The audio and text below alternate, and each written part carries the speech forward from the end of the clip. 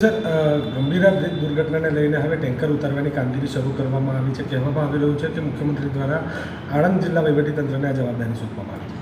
આપણે સૌ જાણીએ છીએ કે આરએનબીના ગાંધીનગર ડિઝાઇન સર્કલની ટીમો આ બ્રિજની તમામ તાંત્રિક રીતે જે ચકાસણી કરવામાં આવી હતી એમના દ્વારા કરવામાં આવી હતી અને જેના લીધે છેલ્લે આ નક્કી કરવામાં આવ્યું હતું કે આપણે બ્રિજના જે એક્ઝિસ્ટિંગ સ્ટ્રક્ચર છે આના ઉપર કોઈપણ પ્રકારની હેવી મશીનરી લઈને આપણે આ ટેન્કરને બહાર કાઢી શકાતા નથી.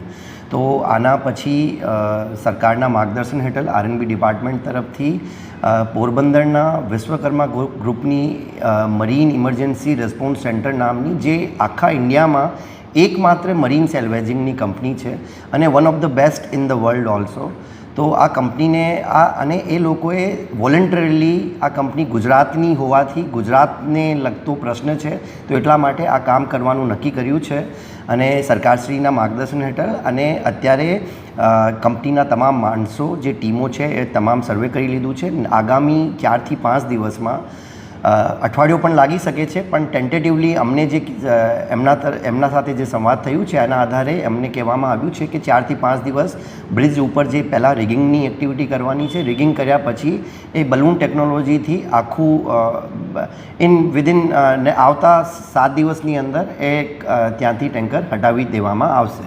સર, આ બ્રિજ પરથી ટેન્કર ઉતારવાને લઈને અનેક અફવાઓ પણ ફેલાઈ રહી છે, તેના બધે શું કહેશો?